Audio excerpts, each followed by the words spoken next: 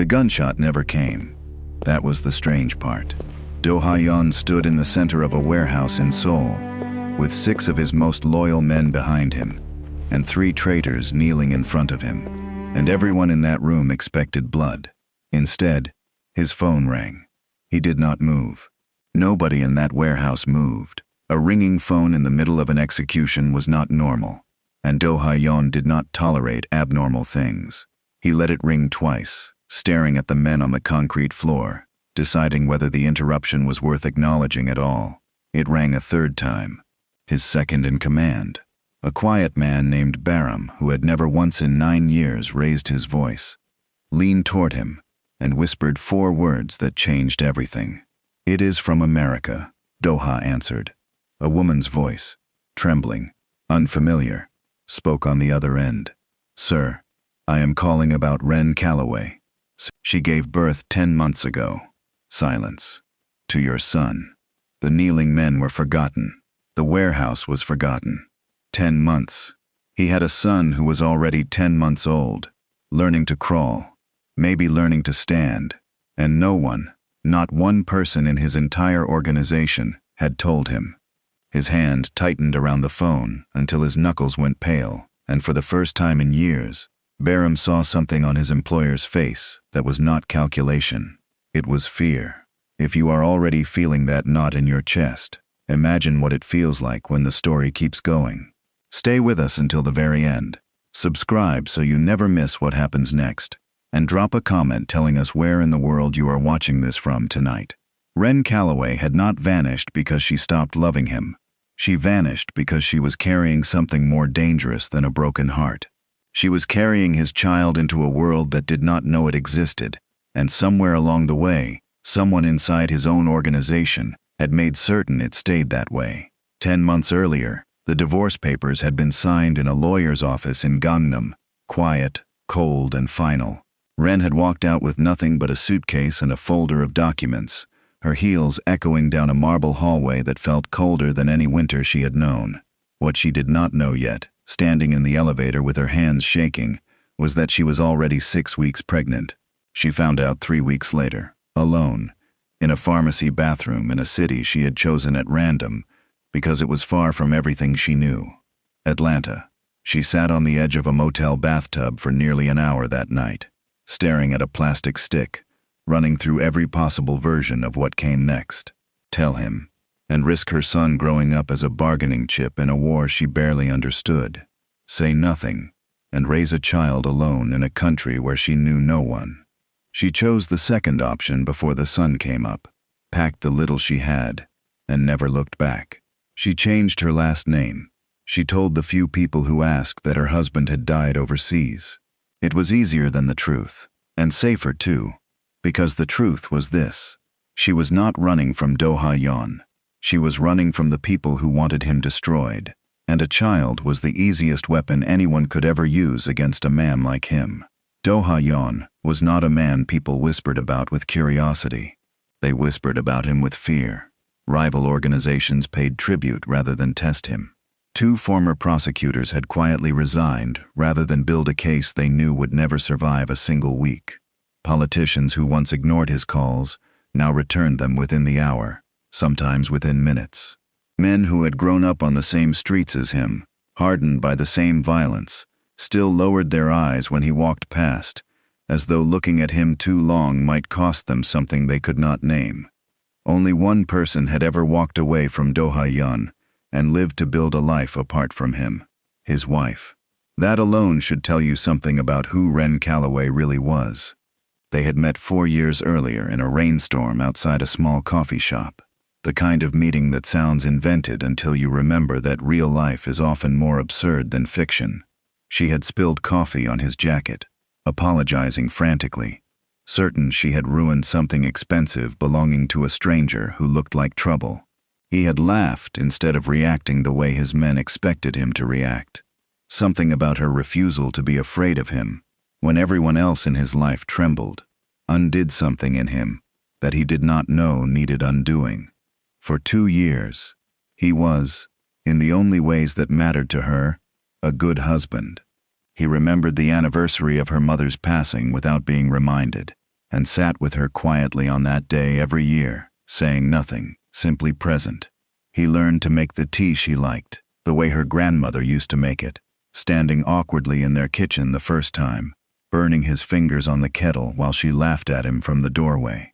He never once raised his voice at her, not even during the worst of their arguments, because he had seen what raised voices did to people, and he refused to become that for her. But he could not stop being the other man too, the man with blood on his ledgers, the man who left in the middle of the night for reasons he never explained, returning hours later smelling of smoke and something metallic he never named, the man who came home once with a bruise along his jaw and told her it was nothing, then sat in silence for 3 hours afterward, staring at a wall, unreachable. She asked him once, quietly, holding his hand across their kitchen table, to tell her the truth. Just once. Just enough to understand what she was living inside of. Doha, I am not asking you to stop. I am asking you to let me stand next to you instead of outside a locked door. He refused. Not out of cruelty. Out of a kind of love so twisted by fear that it strangled itself. He believed that protecting her meant keeping her blind. What he never understood, until it was far too late, was that a woman capable of walking into a coffee shop and laughing at a dangerous man was also capable of surviving the truth, if only he had trusted her with it. The arguments grew quieter over time, not louder, which was somehow worse. Quiet arguments meant two people had stopped fighting for something and started preparing to lose it. She began sleeping in the guest room some nights, not out of anger, but out of a slow, aching exhaustion that came from loving a man she was no longer allowed to fully know. The divorce was never about love running out. It was about secrets piling so high between two people that neither of them could see the other anymore. If you have made it this far, you already know this story is not going to end simply. Before we go further into what happened after that phone call, take a moment to like this video and subscribe if you have not already. It genuinely helps this story reach more people who need to hear it, and we would love to know, in the comments, what time it is right now, wherever you are. Now go back to the 10 months Ren spent alone. She worked 2 jobs in Atlanta, one at a diner during the day, and one cleaning offices at night. Because a woman hiding from a world she used to belong to cannot simply call a bank and ask for a loan against a name that no longer exists. Her feet ached constantly. Her savings dwindled faster than she expected. She gave birth alone, with a nurse holding her hand because there was no one else to hold it, whispering to her between contractions that she was doing beautifully, that she was strong, words meant for a stranger that Ren clung to like a lifeline. She named her son quietly, in a hospital room with rain against the window, a boy she called Milo, after no one in particular, because she wanted him to belong only to himself, untethered from every name that had ever caused her pain.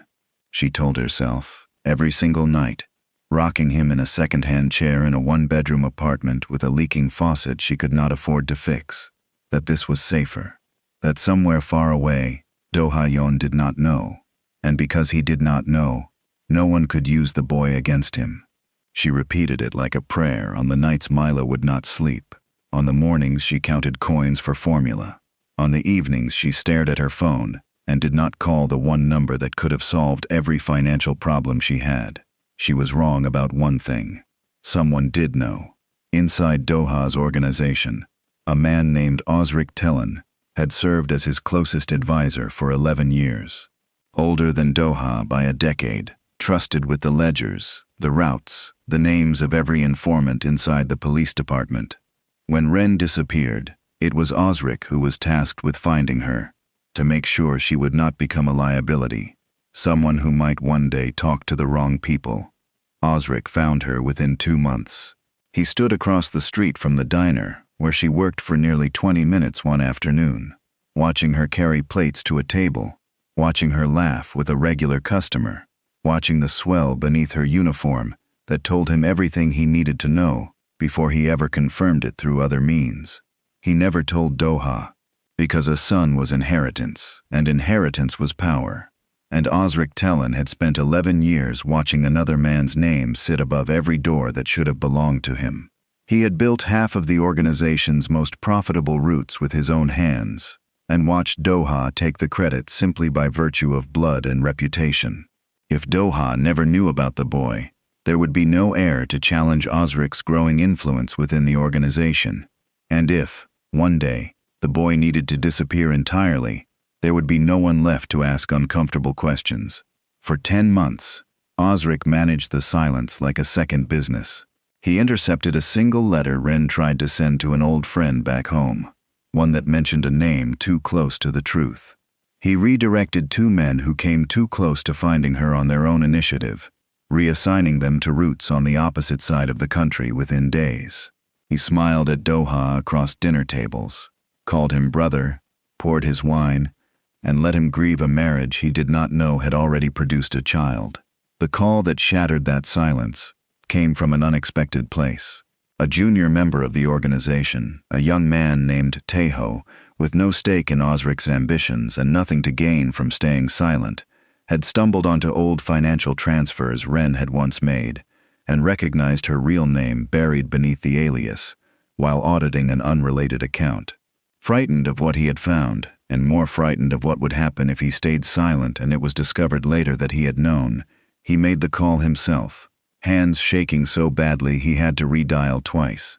Which is exactly why, within an hour of hanging up the phone, Doha Yon was already on a private jet, staring out at clouds that felt like they were moving too slowly, and exactly why, 3,000 miles away, in Atlanta, a car that did not belong on Ren's street had already begun watching her apartment. Here it comes. This is the part where everything collides at once, so stay close. Ren felt it before she understood it, the particular silence of a street that has been watched too long. She noticed the same car parked in the same spot for 3 consecutive evenings. She kept Milo close that week, canceled her night shift twice, told herself she was imagining things, that 10 months of fear had simply worn her nerves too thin to trust her own instincts anymore. She was not imagining things. The men who found her were not sent by Doha. They belonged to a rival organization, one led by a calculating man named Calix Draven, one that had spent years absorbing territory Doha refused to give up, one that understood exactly what Osric had understood. A child was leverage no ledger could ever match. If they could not defeat Doha Yon in the streets of Seoul, they could break him 3,000 miles away, in a quiet Atlanta apartment, through the one person he never knew he had to protect. Doha landed at 2 in the morning local time. He did not go to a hotel. He did not sleep. Every instinct that had kept him alive for 2 decades told him that time was the only enemy left standing between him and his son.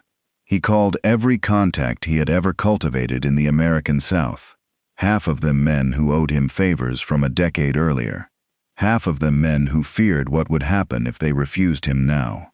He was 3 streets away, moving through the dark in a borrowed car with Baram silent beside him, when Ren came home to find her door already open. The apartment was silent in the way that only wrongness can make a room silent. The crib was empty.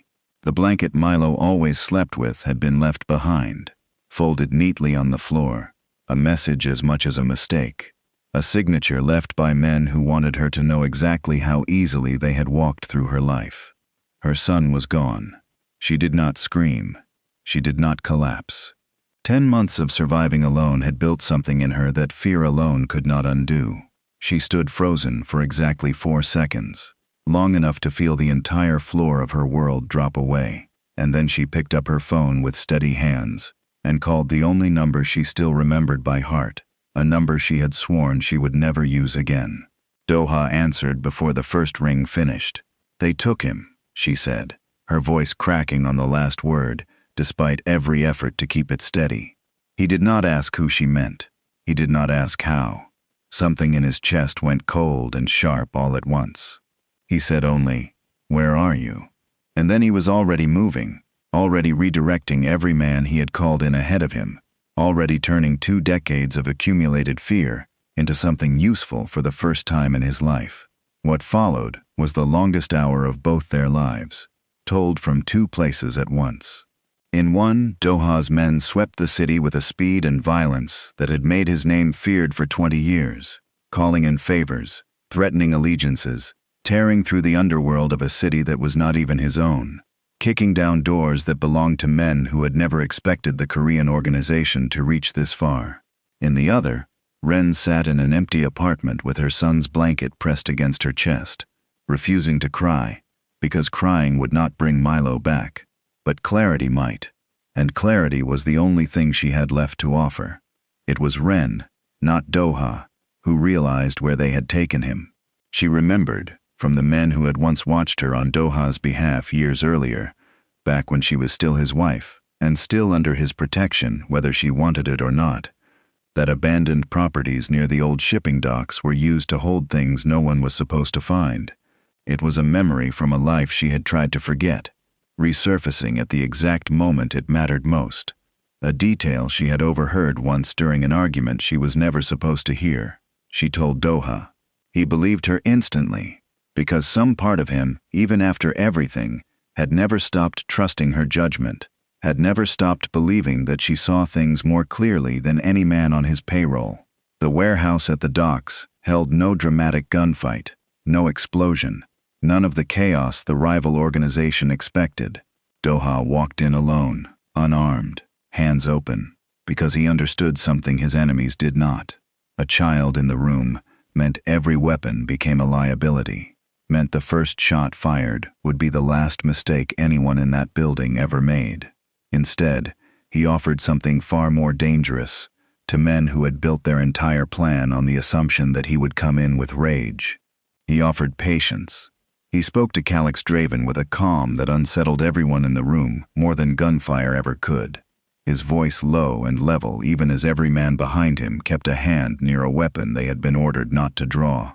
He offered territory he had refused to give up for a decade. He offered concessions no one believed Do-ha-yeon was capable of making, watching Calix's expression shift slowly from triumph to confusion, because a man who bargains this easily is either broken or hiding something far more dangerous than surrender. While every man in that room focused on the negotiation, it was Ren, who had insisted on coming despite every warning Doha gave her over the phone, who slipped through a side entrance and found her son exactly where her memory told her he would be, in a back room guarded by a single distracted man who never heard her coming. She did not scream his name. She did not run. She lifted her son into her arms in complete silence, felt his small fingers curl instinctively around hers, felt 10 months of fear finally break loose inside her chest without a single sound escaping her lips, and walked back out the way she came, because the woman who had survived 10 months alone in a foreign city had learned, better than any of them, that silence saves lives. By the time Calix Draven realized what had happened, it no longer mattered. Doha had already given him nothing that could not be quietly taken back later through channels Calix would never trace. And the only thing that mattered to either parent that night was already safe, already breathing warm against his mother's shoulder 3 blocks away.